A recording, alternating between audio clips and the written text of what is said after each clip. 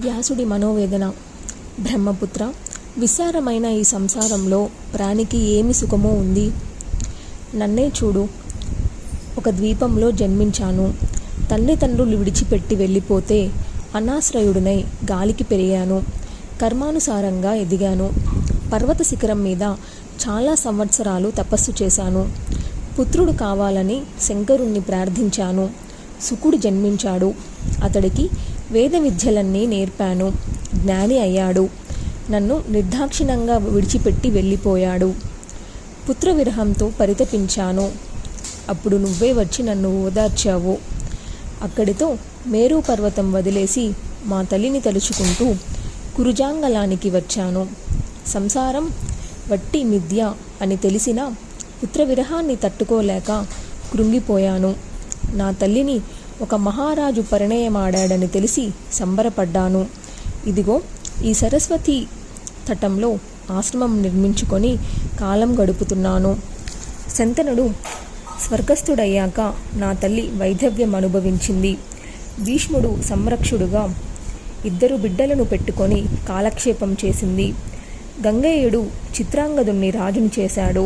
కానీ అతడు అట్టే కాలం జీవించనేలేదు. మళ్ళీ నా తల్లికి దుఃఖం తప్పలేదు. నేను కూడా వెళ్ళి ఎంతగానో ఓదార్చాను. తరువాత విచిత్ర వీర్యుడు రాజు అయ్యాడు. భీష్ముడు స్త్రీ రాజ్య విముఖుడు కావడంతో ఈ పరిస్థితి దాపురించింది. కాశీరాజు కూతుళ్లను 2 భీష్ముడు బలాత్కారంగా తెచ్చి విచిత్ర వీర్యుడికి వివాహం చేయబోయాడు. అదేమో ఒక రకంగా జరిగింది. పోనీలే అని సంతోషించాను. ఆ సంతోషము అట్టే కాలం నిలవలేదు. విచిత్ర వీర్యుడు క్షయరోగ పీడుడై కాలం చేశాడు. నిశంతుగా మరణించడంతో వంశం నిలిచేదెలాగా అని మా తల్లి విలవిలలాడింది. సహగమనానికి ఎత్తులైన కోడళ్లను బలవంతంగా నివారించింది. విచిత్ర వీర్యుడికి ఉత్తరక్రియలు జరిపించి నన్ను స్మరించింది. తల్లి అంటే ప్రత్యక్ష దైవం కదా. స్మరించిన వెంటనే నేను వెళ్ళాను. ఏమి ఆజ్ఞ అని అభ్యర్థించాను. భీష్ముడు అక్కడే ఉన్నాడు. మా తల్లి చెప్పింది, వంశ విచ్ఛేదం కాకుండా శంతను వంశాన్ని నిలబెట్టమంది. రూప యవ్వనవతులైన తన కోడళ్లతో సంగమించి పుత్రులను ప్రసాదించమంది. భరత వంశాన్ని నిలబెట్టు, ఇందులో అధర్మమేదీ లేదు అని ఆజ్ఞాపించింది. నేను ఆలోచనలో పడ్డాను. ఆ పని చేయడం సిగ్గు అనిపించింది. సున్నితంగా వారించాను. తల్లి, పరభార్య సంగమం మహాపాపం. ధర్మం తెలిసి నేనెలా చేయగలను ఈ పాపకృత్యం?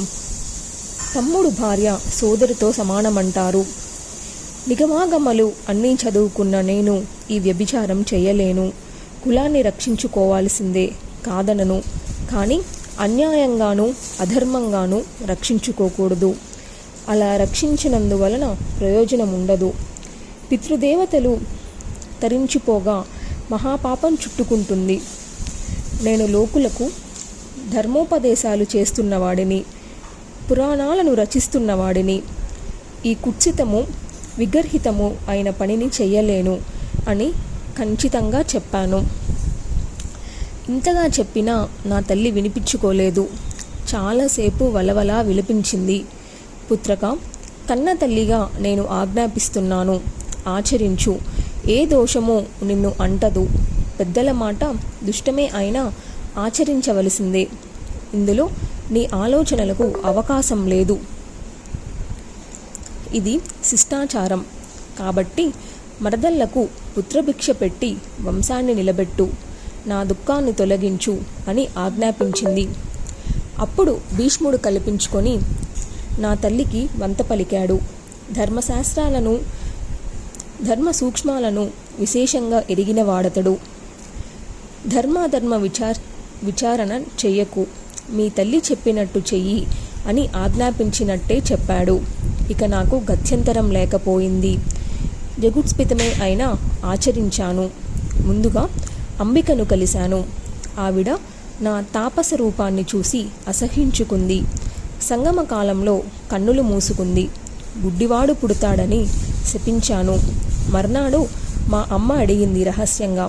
సిగ్గుతో ముఖం దించుకున్న అంబికకు కొడుకు పుడతాడని చెప్పాను. కానీ వాడు గుడ్డువాడిగా జన్మిస్తాడని ఇది నా శాపం అన్నాను. దానికి మా అమ్మ నన్ను నిందించింది, కోప్పడింది. గుడ్డు పుట్టినా ఒకటే, పుట్టకపోయినా ఒకటే. జాతాంధుడికి రాజ్యాధికారం లేదు. సర్వలక్షణ సంపూర్ణుడైన వంశోధకరుణ్ణి కావాలి. అంచేత అంబాలికతో సంగమించు అని ఆజ్ఞాపించింది. అంబాలిక ఋతుమతి అయ్యేంత వరకు హస్తిపురంలో ఉండిపోయాను. ఒకనాటి రాత్రి అంబాలిక ఏకాంతంలో నా శయన మందిరానికి వచ్చింది. అత్తగారు పంపించింది. రసవిహీనమైన నా రూపము, నా జడలుగట్టిన జుట్టు చూసి అంబాలిక భయపడింది. చెమటలు పోశాయి. ముఖం పాలిపోయింది. అలాగే వచ్చి నా పక్కన కూర్చుంది. నాకు కోపం వచ్చింది. నన్ను చూసి అసహ్యించుకొని భయపడి సౌందర్య గర్వంతో పాలిపోయావు కనుక నీకు పాండురోగి పుడతాడని శపించాను. ఆ రాత్రి ఆమెను అనుభవించి యువతలికి వచ్చాను. తల్లి అనుమతి తీసుకొని వెళ్ళిపోయాను. నెలల నుండి అంబాలికలు ప్రసవించారు. జాతాంధుడిగా ధృతరాష్ట్రుడు, పాండురోగిగా పాండురాజు జన్మించారు. అటువంటి మనుమలను చూసి సత్యవతీదేవి మనసు కలత చెందింది. సంవత్సరం గడిచాక మళ్ళీ నన్ను స్మరించింది. వెళ్ళాను. ఇద్దరిలో ఏ ఒక్కరూ రాజ్యానికి యోగ్యులు కారు. మనోహరుడైన మరొక పుత్రుణ్ణి ఈ వంశానికి అనుగ్రహించు అని ప్రాధేయపడింది. సరేనన్నాను. అప్పటికి అంబిక ఋతుమతిగా ఉంది. అత్తగారు ఒప్పించింది. రాజ్యార్హుడైన వంశకర్త కోసం ఈసారికి అంగీకరించమని కోరింది. సిగ్గుతో అంబిక ముడుచుకుపోయింది. మౌనంగా నిలబడింది. ఆ రాత్రి అంబికా శయన మందిరంలోకి వెళ్ళాను. రూపయవ్వన సంపన్నమైన తన దాసిని ఆభరణాలతో అలంకరించి తనకు బదులుగా నా దగ్గరకు పంపించింది అంబిక. చందన పుష్ప సుగంధాలు పరిమళించాయి. హంసలా నడిచి వచ్చి హాహాభావాలతో ఆకర్షించింది. ప్రేమగా వచ్చి సరసన కూర్చుంది. నాకు చాలా ముచ్చట వేసింది. అనురాగ రంజితంగా రేయి గడిచింది. ప్రసన్నుడనై ఆమెకు వరం ఇచ్చాను. సుందరి, నీకు సర్వలక్షణ సంపన్నుడు పుడతాడు. అతడు అందగాడు, ధర్మజ్ఞుడు, సత్యవాది, శమదమాన్వితుడు అవుతాడు. అలాగే విదురుడు జన్మించాడు. ఇలా పరక్షేత్రాలలో నాకు 3 పుత్రులు జన్మించారు. శుకుడు వల్ల కలిగిన పుత్ర విరహాన్ని మరచిపోయాను. ఇది ఎంతటి మాయయో గ్రహించావా నారద? మాయ నిజంగా బలవతి. అకృతాత్ములు దీని నుంచి బయటపడలేరు. దీనికొక రూపం లేదు, ఆలంబనం లేదు. ఎంతెంతటి జ్ఞానులనైనా ఇది సమ్మోహపరుస్తుంది సుమా. తల్లి మీద ప్రేమతో కాదనలేక అకృత్యం చేసిన నేను పుత్రప్రేమలో తగులుకున్నాను. అడవులకు వచ్చి ఆశ్రమంలో ఉన్నానన్న మాటే కానీ నాకు శాంతి కరువయింది. మనసు డోలాయమానమయ్యింది. హస్తిపురం వైపు పరుగులు తీస్తూ మళ్ళీ సరస్వతీ తీరానికి చేరుకునేది. ఒక్కొక్కప్పుడు నన్ను నేనే ప్రశ్నించుకునేవాడిని. ఈ పుత్రులెవరు? నేనెవరు? ఈ మోహమేమిటి? వాళ్ళేమైనా నాకు శ్రాద్ధాలు పెడతారా? పెడితే చెల్లుతాయా? వీళ్ళకి ఆ అర్హత లేదు గదా. వ్యభిచారంతో పుట్టిన వాళ్ళు. వీళ్ళ వల్ల ఏ సుఖమూ లేదు, ఏ ప్రయోజనమూ లేదు. వీళ్ళ కోసం నేను పరితపించడమేమిటి? ఎంత మూర్ఖత్వం, ఎంత సమ్మోహం! ఎరిగి ఈ మోహాంధక కూపంలో పడిపోయాను అనుకుంటూ ఏకాంతంలో పరితపించేవాడిని. భీష్ముడు అనుమతితో పాండురాజు పటాభిషిక్తుడయ్యాడు. ఈ వార్త తెలిసి నా పిచ్చి మనసు ఎందుకో సంబరపడింది, ప్రసన్నమయ్యింది. కుంతిని, మాద్రిని పాండురాజు వివాహం చేసుకున్నాడు. బ్రాహ్మణ శాపానికి గురి అయ్యాడు. రాజ్యం ధృతరాష్ట్రుడికి అప్పగించి భార్యలిద్దరితోనూ కలిసి అరణ్యాలకు వెళ్ళాడని తెలిసినప్పుడు నా మనసు విలవిలలాడింది. ఉండబట్టలేక అదే అడవికి నేను వెళ్ళి పాండురాజును ఓదార్చి వస్తూ హస్తిపురానికి వెళ్ళి ధృతరాష్ట్రుడికి ధైర్యం చెప్పి వచ్చాను. ఇదంతా ఏమిటంటావు నారద మునీంద్ర? వ్యభిచారంతో పుట్టిన పుత్రుల మీద ఈ వ్యామోహం నాకెందుకంటావు? అడవిలో పాండురాజు పత్నులకు 5 కుమారులు క్షేత్రజులై జన్మించారు. ధర్మ, వాయు, శక్ర, అశ్విని దేవతల కారణంగా యుధిష్ఠిర, భీమ, అర్జున, నకుల సహదేవులు ఆవిర్భవించారు. ఒకనాడు మాద్రిని కౌగిలించుకొని పాండురాజు శాపన కారణంగా మరణించాడు. అక్కడ మునీశ్వరులు అతడి దేహానికి అంత్యక్రియలు జరిపారు. మాద్రి సహగమనం చేసింది. 5 బిడ్డలను కుంతీదేవిని ఆశ్రమవాసులే ఆదుకున్నారు. హస్తినాపురానికి తెచ్చి భీష్ముడికి, విదురుడికి భద్రంగా అప్పగించారు. వీళ్ళందరి సుఖదుఖాలకు నేనెందుకు స్పందిస్తున్నానో అర్థమయ్యేది కాదు. పాండుకుమారుల్ని భీష్ముడు సంరక్షిస్తున్నాడులే అని మనస్సు ఊరట చెందేది. కానీ దుర్యోధననాథులు క్రూర మానసులై పాండవులతో విరోధించారు. భీష్ముడు ద్రోణాచార్యుని ఆహ్వానించి తెచ్చి కౌరవ పాండవులకు విద్యాబుద్ధులు నేర్పించాడు. అస్త్ర శాస్త్ర విద్యలలో అందరూ ఆరితేరిపోయారు. అంతలోకి కర్ణుడు రంగస్థలం మీదకు వచ్చాడు. చిన్ననాటి కుంతీదేవి ఈ కర్ణుణ్ణి ప్రసవించి పసిగుడ్డుగా నదిలో వదిలేసింది. అతడిని ఒక సూతుడు పెంచి పెద్ద చేశాడు. ఆ కర్ణుడు దుర్యోధనుడికి ఇష్టుడయ్యాడు. కౌరవ పాండవులలో పరస్పర వైరం ముదిరింది. దీన్ని వారించడానికి ధృతరాష్ట్రుడు పాండవులను వారణావతానికి పంపించాడు.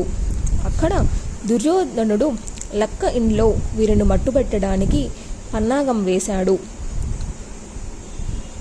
పురోచనుడి ద్వారా అది తెలుసుకున్న పాండవులు తప్పించుకొని అడవులోకి పారిపోయారు. నారద, ఈ వార్త తెలియకముందు పాండవులు కుంతి సహితులై లక్క ఇండ్లలో భస్మమైపోయారనే నమ్మి నా మనసు ఎంతగానో దుఃఖపడింది. ఇప్పుడు తలుచుకుంటే నవ్వు వస్తుంది. శోకాతురుడనై శూన్యవనంలో అహర్నిశలు పిచ్చిపట్టిన వాడిలా తిరిగాను. ఏకచక్రపురంలో పాండవులను చూశాక గాని తేరుకోలేకపోయాను. అప్పుడు తెలిసింది వీళ్ళు లక్క ఇళ్ళ నుంచి తప్పించుకొని బయటపడ్డారని. అది తెలిసాక ఎంత సంబరపడిందో నా మనసు. బ్రాహ్మణ వేషధారులై ద్రుపద పట్టణానికి వెళ్ళండి అని వాళ్లకు సలహా చెప్పి సంతృప్తి చెందాను. అక్కడ ద్రౌపదిని జయించి కుంతి ఆజ్ఞ మేరకు 5 వివాహం చేసుకున్నారు. ఆ వివాహాన్ని చూసి మళ్ళీ నా మనసు కేరింతలు కొట్టింది. అందరూ గజపట్టణం చేరుకున్నారు. ధృతరాష్ట్రుడు వీరి కోసం ఖాండవ ప్రస్థం కల్పించి ఇచ్చాడు. అప్పుడే పాండవులకు శ్రీకృష్ణుడితో మైత్రి కుదిరింది. కృష్ణార్జునులు ఇద్దరూ కలిసి ఖాండవంలో అగ్నిదేవుడికి సంతృప్తి కలిగించారు. అటుపైని ధర్మరాజు రాజసూయం చేశాడు. అప్పుడు నా మనసు పరవశించింది. ఆ యజ్ఞానికి వచ్చి మయసభ సౌందర్యాన్ని, ధర్మరాజుని, సకల శ్రీ సమృద్ధిని తిలకించిన దుర్యోధనుడు అసూయగ్రస్తుడై మయాధూత్యం కల్పించాడు. చతురుడైన శకుని చేతిలో ధర్మజుడు ఓడిపోయాడు. ఇతడు జూత వ్యసనియే తప్ప జూత చతురుడు కాడు. రాజ్యము, ధనము అన్నీ కోల్పోయాడు. ద్రౌపదికి నిండు సభలో ఘోర పరాభవం జరిగింది. అంతా కలిసి 12 సంవత్సరాల వనవాస క్లేశం అనుభవించారు. ఆ 12 ఏళ్ళు నా మనసు పడ్డ బాధ వర్ణనాతీతం. బ్రహ్మర్షి, ఇలా చెప్పుకుంటూ పోతే ఇప్పటిలో అవ్వదు. సుఖదుఖాత్మకమైన ఈ సంసారంలో నేను తెలిసి నిండా మునిగిపోయాను. సనాతన ధర్మం తెలుసు, ఇదంతా వట్టి భ్రమ అని తెలుసు. అయినా సుఖదుఖాలకు లోనయ్యాను. అసలు నేనెవడిని? వారు ఎవరి కొడుకులు? తల్లి ఎవరు? సుఖం ఏమిటి? ఎందుకని నా మనసు ఇలా మోహ విభ్రాంతికి లోనవుతుంది? ఏమి చేయను? ఎక్కడికి వెళ్ళను? ఏది చేసినా, ఎక్కడికి వెళ్ళినా మనసుకి ఈ జంజాటం వదలడం లేదు. సంతోషం కలగడం లేదు. అస్థిరంగా ఊగిసలాడుతూనే ఉంది.